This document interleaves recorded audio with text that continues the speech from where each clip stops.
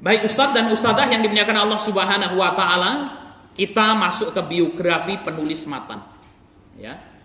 Nama penulis adalah Syekh Mala Ali bin Sultan Muhammad Al-Qari Al-Harawi Al-Makki. Jadi Syekh Mala itu seperti kiai, ustadz kan gitu ya. Itu untuk sebutan orang-orang di Afghanistan, ya itu Mala. Ali, ya. Jadi nama penulisnya adalah siapa? Ali, namanya Ali bin Sultan, ya. Bapaknya namanya Sultan Muhammad Al-Qari Al-Harawi Al-Makki. Beliau adalah ulama besar bermadhab Hanafi. Lakop dan sebutan beliau adalah Mala, yaitu sebuah gelar yang diberikan untuk para ulama di Afghanistan dan Iran. Ya, Mala itu ya gelar kebesaran seperti ustadz, kiai yang ada di Afghanistan dan Iran. Beliau juga dijuluki dengan gelar Nuruddin, yang berarti cahaya agama, sebab keilmuan beliau yang luas dan memberikan cahaya petunjuk bagi kaumnya. Beliau lahir di kota Al-Hirrah, Afghanistan. Ini beliau orang Afghanistan. Kemudian bersafar ke Mekah untuk berhaji sekaligus menuntut ilmu syar'i dan akhirnya menetap di Mekah. Ya, maka kita melihat ya banyak sekali ulama-ulama terdahulu ya mereka ya pergi ke Mekah untuk berhaji, pergi ke Mekah untuk melaksanakan umrah, kemudian menuntut ilmu di sana dan tidak pulang, ya, dan mereka tidak kembali. Ini juga banyak sekali, seperti di tempat kita Syekh Nawawi Al-Bantani, itu dari Banten. Ketika beliau pergi ke tanah suci, belajar di sana bahkan sampai mengajar, kan gitu ya, dan tidak kembali. Ya, kemudian ada Syekh Abdul Somad Al-Palembangi, itu dari Palembang. Syekh Abdul Somad Al-Palembangi itu satu lettingan dengan Syekh Arsad Al-Banjari dari Banjarmasin. Ya, mereka pergi kemana-mana berdua. Ya, jadi apa? Kita memiliki beberapa sanad ya thariqah dari Syekh Nawawi Al-Bantani. Di dalamnya ada Syekh Arsad Al-Banjari dan Syekh Abdul Somad Al-Palembangi. Jadi mereka apa? Berdua pergi kemana-mana, pergi ke Mekah, pergi ke Madinah, pergi ke Mesir. Ya, kemudian apa? Pernah singgah di Yaman di kota Zabid. Itu Syekh Abdul Somad Al-Palembangi. Sehingga kemudian banyak ulama-ulama Yaman yang sanadnya bersambung kepada siapa? Syekh Abdul Somad Al-Palembangi dan Syekh Arsad Al-Banjari. Maka kita sebagai seorang Indonesia itu ya tidak boleh kemudian minder dalam hal keilmuan. Jadi banyak ulama-ulama kita yang mendunia. Ya, suatu hari ada salah satu kawan saya belajar, itu orang Yaman, belajar di Universitas Jamiatul Quranul Karim yang ada di kota Mukalla. Beliau belajar tafsirnya berjilid-jilid. Ya, kemudian beliau datang, ya ini tafsir yang mengarang adalah Syekh At-Tirmizi. Maka ketika itu saya belum tahu Tirmizi. Tirmizi itu ternyata kampung Termas yang ada di Pacitan, ya. Kampung Termas yang ada di Pacitan, ada seorang ulama Pacitan yang kemudian menulis sebuah tafsir di mana tafsir beliau berjilid-jilid ini dipelajari di Universitas Jamiatul Quranul Karim yang ada di Yaman. Maka luar biasa. Ya, bahkan apa? Kita memiliki ulama yang sangat luar biasa yang disebut dengan musnidud dunia. Ya, pemegang sanad tertinggi di dunia ini yaitu Syekh Yasin Al-Fadani. Ya, Syekh Yasin Al-Fadani itulah Syekh Yasin Al-Padangi dari kota Padang, gitu ya. Dan seluruh ulama-ulama yang ada di jagat raya ini mereka berbangga kalau sanad mereka bersambung kepada Syekh Yasin Al-Fadani ini. Masya Allah, ya. Maka ya semangat para ulama dalam menuntut ilmu ini harusnya kemudian memotivasi kita semuanya untuk terus belajar dan belajar. Baik Ustadz dan Ustadzah yang dimuliakan Allah Subhanahu wa taala, beliau wafat di Makkah pada bulan Syawal tahun 1014 Hijriah. Ustadz Harun bawa HP nggak nih Ustadz? Ini sekarang Hijriahnya berapa ini? 1446 dikurang 114 berapa ketemunya Ustaz? 47 dikurang 1014 berapa Ustaz? Berapa tahun ya beliau telah meninggal dunia? Dikurang 1014 433 tahun yang silam beliau telah meninggal dunia, berarti sekitar 4 abadan yang silam. Dan nanti kita akan baca ya bagaimana sanad beliau bersambung kepada kita. Nah, ini adalah warisan ya yang sangat luar biasa dari karya beliau. Karya beliau tipis saja 40 hadis keutamaan Quran. ya, akan tetapi kemudian apa? Barokahnya sampai saat ini kitab beliau masih dipelajari. Ya, maka kalau kita lihat ulama-ulama terdahulu itu menulis matan, ya, matan Al-Baikuniyah itu yang kemudian masih diperselisihkan itu. Imam Al-Baikuni itu siapa itu? Maka apa? Di antara sanad yang tidak bersambung kepada orangnya karena orangnya majhul itu tidak diketahui adalah matan Al-Baikuniyah itu. Ya, jadi apa? Matan Al-Baikuniyah itu ya Imam Al-Baikuni siapa itu diperselisihkan.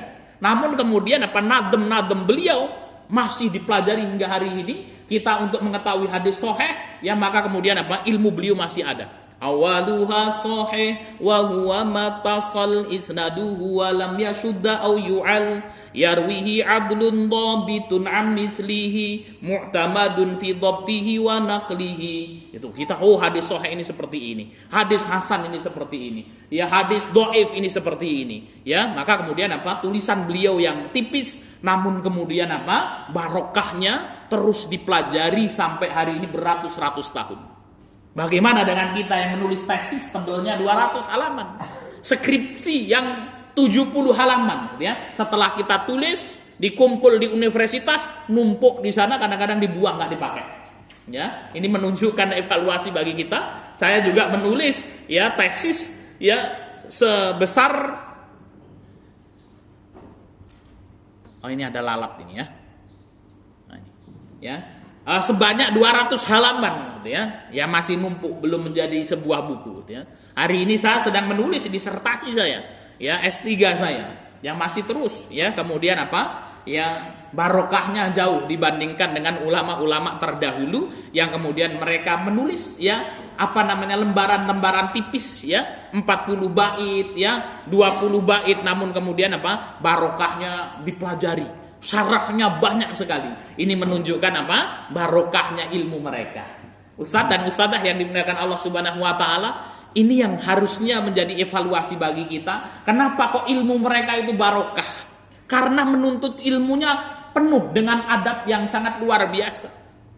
Ya, maka Imam Syafi'i itu mengatakan apa? Sungguh ketika aku belajar ya di hadapan Imam Malik, aku tidak berani membuka bukuku itu seperti ini. Ya, saya takut, ya kata Imam Syafi'i, kalau nanti suara bukuku ini mengganggu Imam Malik rahimahullah.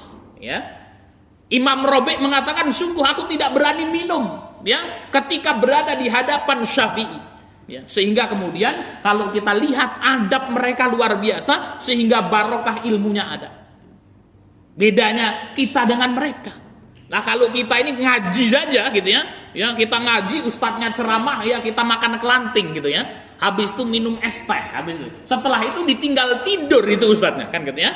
Nah bagaimana kemudian ilmu kita akan barokah ustadz dan ustadzah yang dimuliakan Allah Subhanahu wa taala? Ya karena kemudian apa? Takdim kita terhadap ilmu itu apa? Sangat kurang sekali. Ya, maka hati-hati bagi para santri ini yang kemudian apa? Kalau kemudian apa? Ada gurunya sedang ngajar kok tidur. Ya, maka para ustadz dan ustadzah yang dimuliakan Allah Subhanahu wa taala, kalau kita ngajar santriwan maupun santriwati, kok kemudian santri kita tidur, santriwati kita tidur, diingatkan, bangun, jangan tidur, ya, jangan tidak diingatkan. Takutnya apa? Ilmunya tidak barokah, sehingga ilmu itu kelak akan menuntut kita pada hari kiamat. Na'udzubillah ini zalik. Ya, maka adab itu sangat penting sekali. Maka Abdullah ibn Mubarak mengatakan apa? Ya ta'allamtul adab arba'ina sanatan. Sungguh aku mempelajari adab selama 40 tahun sebelum aku mempelajari ilmu. Ya, bagaimana tidak barokah ilmu mereka? Ya, kita ini kadang-kadang ya menghafal Quran, ya adabnya belum kita pelajari. Ini sudah pada belajar Atibyan fi adab hamalatul Quran belum ini? Belum Pak Ustadz kan gitu ya, langsung saja kita gas kan gitu ya. Ya, Ibnu Mubarak mereka mempelajari adab dulu ya selama 40 tahun. Ya, coba bayangkan itu ya. 40 tahun belajar adab baru kemudian belajar ilmu sehingga barokah sekali ilmu mereka. Maka ustadz dan ustadzah yang dimuliakan Allah Subhanahu wa taala, ya luar biasanya ilmu para salafus saleh karena kemudian apa? Kuatnya adab mereka dalam menuntut ilmu sehingga ilmunya barokah. Kemudian beliau juga menulis beberapa kitab. Yang pertama tafsir Quran 3 jilid, Syarah Arba'una An-Nawawiyah. Arba'una hadisan qudsiyah, Anwarul Quran wa Asrarul Furqan, Syarah Sama'il, Syarah Nukhbatul Athar, Syarah Thulathiyat Al-Bukhari, Athmarul Janiyah fi Asma'il Hanafiyah, Arba'una hadisan fi Fadlil Quranil Mubin, dan lain-lain. Ya, itu banyak sekali karya-karya beliau, di antaranya Arba'una hadisan fi Fadlil Quranil Mubin. Ya, menulislah. Ya, kenapa dengan menulis kita akan memperpanjang umur kita? Ya, maka ustadz dan ustadzah yang dimuliakan Allah Subhanahu wa taala, ya, sebisa mungkin dalam hidup ini, apalagi kita menjadi ustadz dan ustadzah, kita harus menulis. Ya, dan berdoalah kepada Allah Subhanahu wa taala agar tulisan kita ini bermanfaat. Kita bisa, ya. Jadi Syekh ini tadi meninggal 433 tahun yang silam, namun kemudian apa? Kita duduk di sini, pahalanya mengalir semuanya kepada beliau. Kenapa? Kita membaca dan mempelajari tulisan-tulisan beliau.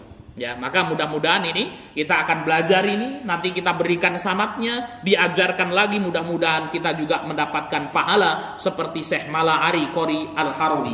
Amin amin ya rabbal alamin. Ya, maka kalau saya sampaikan kepada anak-anak itu, berbicaralah Anda seperti orator. Ya, jadi kalau kita ngomong harus seperti orator. Ya, menulislah Anda, ya, seperti jurnalis. Ya. Jadi kalau kita nulis itu seperti jurnalis, ya, kata-katanya tersusun rapi, berbobot, kan gitu ya. Dan berpikirlah Anda seperti seorang filosof, gitu ya. Jadi filosof itu kalau berpikir itu mendalam, kan gitu ya. Ya, itu berpikir seperti filosof, ya, menulis seperti jurnalis, dan berbicara seperti orator. Niscaya engkau akan genggam dunia, gitu ya. Baik, Ustadz dan Ustadzah yang dimuliakan Allah Subhanahu wa taala, kita masuk kepada hadis yang pertama, keutamaan mempelajari dan mengajarkan Al-Qur'an.